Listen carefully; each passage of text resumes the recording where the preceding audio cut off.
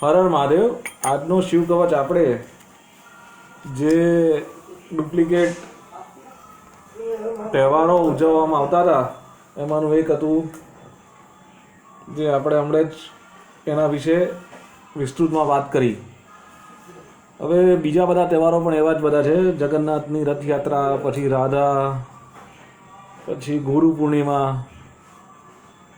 જેનું ખરેખર ઉદ્દેશ્ય કંઈક બીજું જ હોય છે અને આપણને કંઈક બીજી રીતે આવું કેમ થાય છે.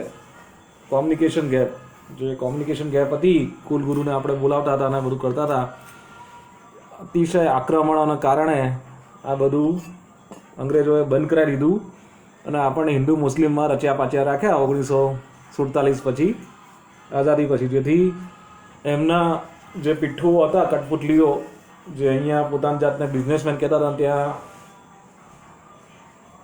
ચરણ વંદના કરવા જતા હતા, એવા લોકોની પોલ ના ખુલી જાય. પછી વર્લ્ડ વોર થયું એટલે આખું બધું બિઝનેસમેન જર્મન જે હતા એ બધા અમેરિકા શિફ્ટ થઈ ગયા અને અત્યારે જે લોકો છે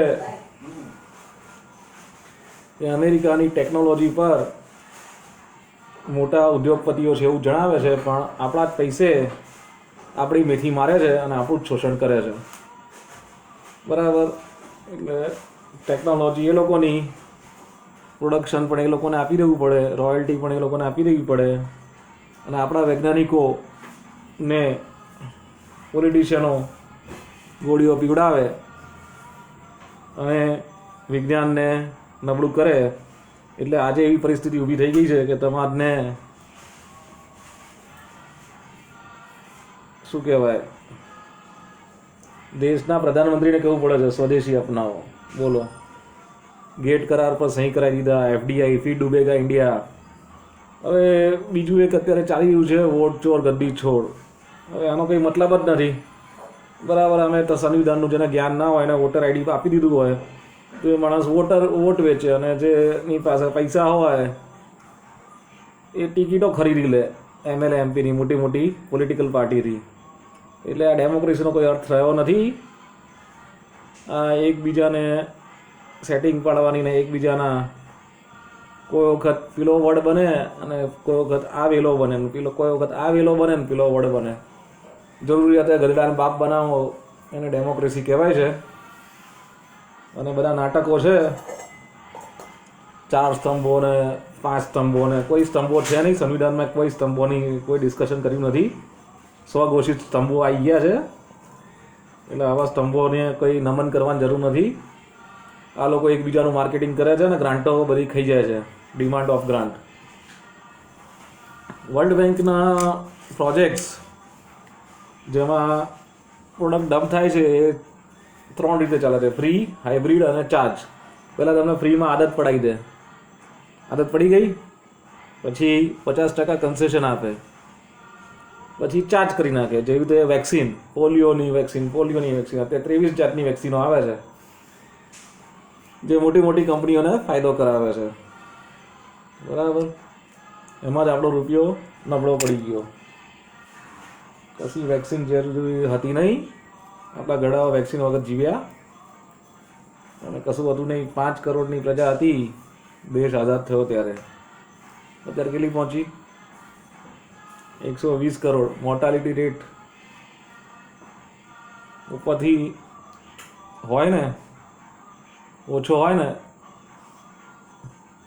તો વધારે લોચા વાગે.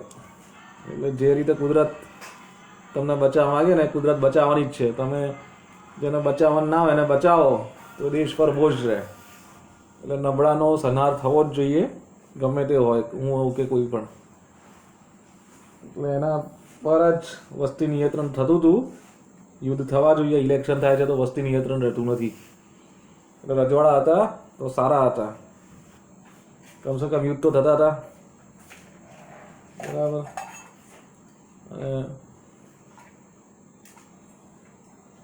લોકો સીધા રહેતા હતા રાજાના રાજમાં. અત્યારે તો પેલું BLOનું કંઈક ચાલ્યું છે, બૂથ લેવલ ઓફિસર. હવે આ છે પ્રોફેસર એન્ડ ટીચર એક્ટ કે કંઈક છે, જેમાં દરેક બૂથ પર જેટલા લોકો વોટિંગ કરવા જાય એ બૂથ લેવલ ઓફિસરની ફરજ બને છે કે ઘરે ઘરે જઈને ખરેખર આ લોકો રહે છે કે નહીં એનું SIR કહેવાય છે એ ભરવું, જેથી ASD એટલે કંઈક હોય છે ડેથ ને એવું કંઈક, એના છે ને એક્ઝેક્ટ આંકડા મળી શકે અને કોણ ક્યાં રહે છે અને વોટર ID 2-2, 3-3 ના હોય એ બધું સચવાય અને વોટરમાંથી નામ કમી કરીને કોઈ ભાડવાત તરીકે રહેવાયું હોય, શિફ્ટ થયા હોય, એકચ્યુઅલ કેટલા છે, શિફ્ટ કેટલા થયા અને કોને કોને મૃત્યુ થઈ ગઈ છે જેના વોટર ID ચાલુ હોય એટલે કોઈ વોટિંગ કરી ના જાય. આ બધું જ કરવા નથી માગતા, ખબર નહીં. દેશમાં નાગરિકો તરીકે બધા અધિકાર જોઈએ છે પણ ફરજ કોઈએ નિભાવી નથી.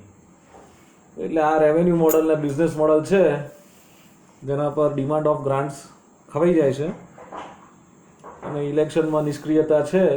ઇલેક્શન એક મજાક બની ગયું છે, કોઈને પોતાના કામ કરવા નથી. પછી ઘૂસી ગયા અને આ ઘૂસી ગયા અને પેલું ઘૂસી ગયું, આંખો બંધ કરીને BLO બધું સહી કરીને આવતો રહે. તો આ જ બધું થવાનું છે. આખું મને તો પોલિંગ બૂથ એક આખું 1000નું ડુપ્લિકેટ ઊભું થઈ ગયું હોય ક્યાંય તો મને આશ્ચર્ય નથી. એટલે આવું ના થાય એના માટે આપણે તો કશું કરી શકવાના છે નહીં. રાજકીય પોલિટિકલ પાર્ટી જે મોટા મોટા વાયદાઓ કરે છે એ અને બીજી નાની નાની પાર્ટીઓ જેમણે હમણાં ચળવળો ચાલુ કરી છે કે EVM હેક થાય તો આવું થાય, મેનિપ્યુલેશન થાય અને બધું થાય. એટલે તમારે કગરમાં જવું જ ના પડે વોટરને તમે તમારા શું કહેવાય દાદાગીરી કરીને ગમે તે રીતે વિવશ કરી શકો. એ અત્યારે થઈ રહ્યું છે. જો EVM એ લોકોના કંટ્રોલમાં, EVM કંટ્રોલમાં કેવી રીતે થાય? એક તો તમે EVM એક પર્ટિક્યુલર તારીખે જ ગાંડું થાય અને એક પર્ટિક્યુલર સમય 8:55નો તમે સમય નાખી દો હોય અને 27 તારીખનું ઇલેક્શન છે તો 27 તારીખે 8:55 પછી જ એવા લોકોને વોટ નાખે જેમણે પૈસા આપી દીધા હોય, બરાબર. એના પછી ડ્યુઅલ પ્રિન્ટર, VVPATમાં ડ્યુઅલ પ્રિન્ટર હોઈ શકે જેથી 2 દિવસે વોટિંગનું કરી શકાય છે. એટલે આગળ તમે જેને વોટ આપ્યો એ અને પાછળ એ લોકોને જેને વોટ આપવાનો હોય એનું છપાય અને એક એડિબલ ઇંક હોય જે ઉપસી આવે અને પેલી ભૂસાઈ જાય, બરાબર. થર્મલ પ્રિન્ટરમાં આવું થાય છે અને આવું બધું થતું હતું જૂના જમાનામાં. આપણે લવ લેટર લખતા હતા ને પેલી લેમન ઇંક પેન આવતી હતી જેમાં સૂર્યપ્રકાશમાં જઈએ કે અથવા પાણી નાખીએ તો જ દેખાય. એટલે આવું બધું થઈ શકે છે. એટલે સંવિધાનનું જ્ઞાન ન એને વોટર ID ના મળવું જોઈએ. વોટર ID મળે તો સ્કૂલમાં સંવિધાનનું જ્ઞાન અપાવવું જોઈએ. દરેક સ્કૂલની ફરજ છે અને BLOએ દરેક જગ્યા પર વ્યવસ્થિત કામ કરવું પડે જો એમને યોગ્ય વળતર મળતું હોય તો. એવું કહેવાય છે કે 30,000 રૂપિયા BLOને મળે છે વાર્ષિક અને શનિવારે જે અડધો દિવસ હોય ને એમાં એમને કામ કરવાનું હોય છે, બરાબર. હવે સરકારે થોડુંક વળતર વધારી દેવું જોઈએ, બાકી એમના ફરજમાં જ આવે છે. જૂના જમાનામાં પારસી બાબા હોય જે રાજા પહેલાં જે બધું થતું હતું નગરપાલિકાના ઇલેક્શનો એ જોઈને જ આ બધા કાયદા ઘડેલા છે. એટલે આમાંથી બહાર નીકળવાની તો વાત જ ના કરવી જોઈએ. હર હર મહાદેવ.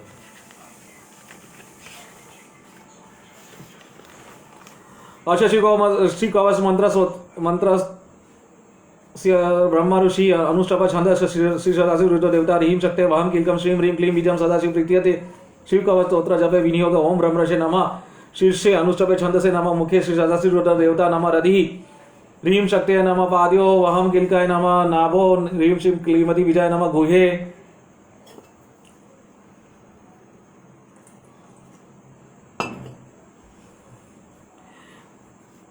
विनियोगाय नमः सर्वांगे ओम नमो भगवते जलजलमालिन ओम ह्रीं राम सर्वशक्तिदाम्रे ईशानात्मा अंगुष्ठाभ्यां नमः ओम नमो भगवते जलजलमालिन ओम राम नित्यतुप्रीदाम्रे तत्पुरुषात्मा तद्निभ्यांसो ओम नमो भगवते जलजलमालिने ओम अमृतमनशक्तिदाम्रे अघोरात्माय शिखाय अघोरात्माय मध्यमाभ्यां वषट् ओम नमो भगवते जलजलमालिन स्वतंत्र शक्तिदाम्रे वाम देवतात्माय अनामिकाभ्यां ओम नमो भगवते जलजलमालिन ओम रामरुण अलुप्त शक्ति धामरे सद्यो जातात्मा कनिष्ठा के एवं वचन ओम नमो भगवते जल जलमालिन ओम यमरा नारी शक्ति धामरे सर्वात्मा ने करतल कल पुष्टाभ्याम फर्स्ट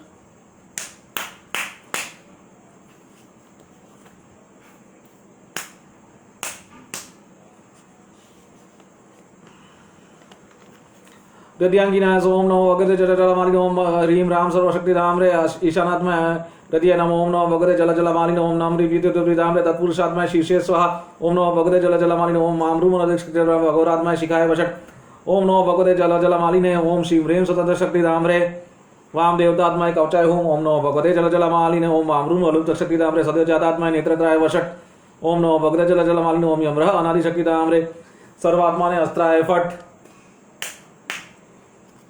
अत ध्यानम वज्रद्रंष्टम त्रिनयनम कालकंठमरिद्मं सहस्रकरं युग्रे वंदे शंभु मुहापतिं रश्रुराभुग इथापारं स्वरणपुर सर अथापारं सरपुराण गुह्यं निशेष पापो घरं पवित्रम्।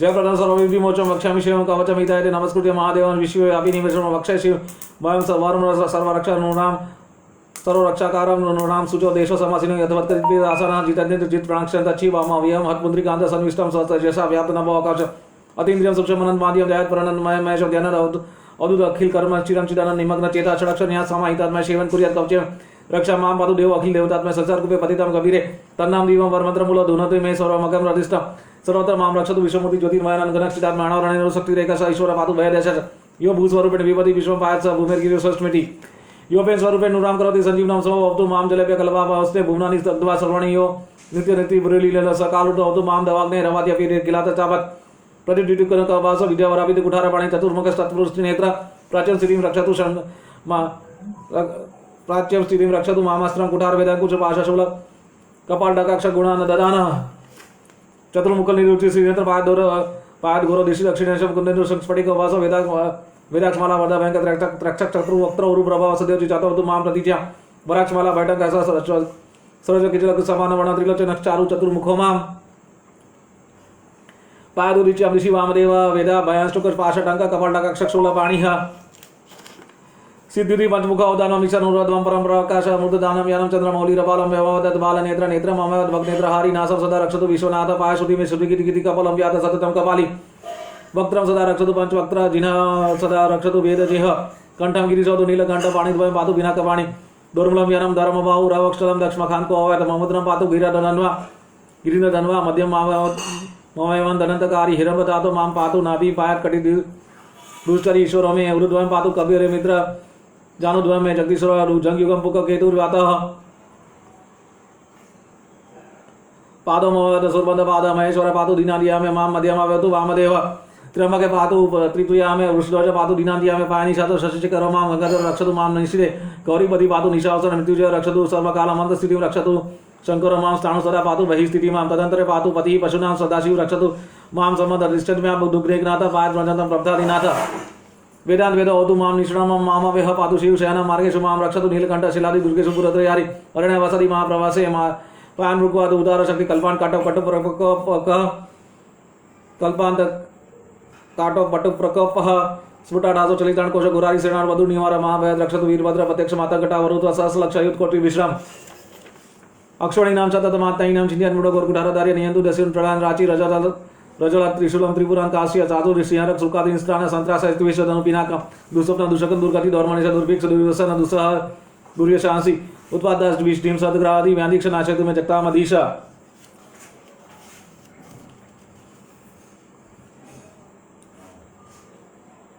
ओम नमो भगवते जल जल मालिने ओम नमो भगवते सदाशिव सकल तत्वात्माय सकल तत्व विहाय सकल लोके कत्रे सकल लोके भद्रे सकल लोके कत्रे सकल लोके गुरुवे सकल लोके साक्षिणे सकल निगम गुवाय सकल वर्वताय सकल दुरितादि वचनाय सकल जगत भयंकर सकल लोके शंकराय शशांक शेखराय शाश्वत निजाभाषा निर्गुणाय निरूपमाय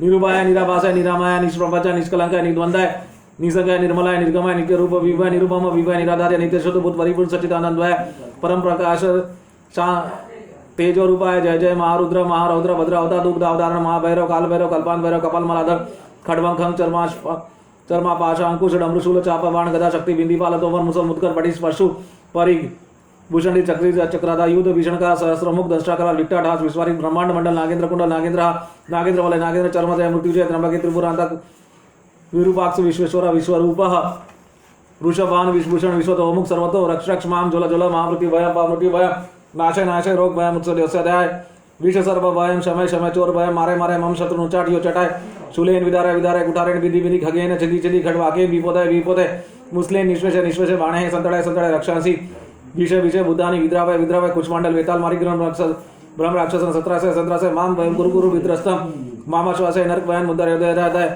संजीव संजीव सुचुडभ्य मामाप्या याप्याय दुखातुर मामानंदय नंदय श्री कवचन मामा छर्य छर्य त्र्यंबके सदाशिव नमस्ते नमस्ते नमस्ते ऋषभूर इत्येत कवचम शिवम वदम महतम मया सर्वबाधा प्रश्मनं रहस्यं सर्वदेहीनां यः सदा धारयन् मन्तर्य शिवं कवच मुद्मं न तैसे जायते क्वापि भयं शम्पनुग्रहात् दक्षिणार्युः मृत्यु महापनो महारोगो तपि वा सद्य सुखं वापनति दीदमायुक्षुदन्ति सर्वदा आयुर्य शब्दं सौमंगल्य विवदनं योदते कवचं शिवं से देवैर्पूज्य पूज्यते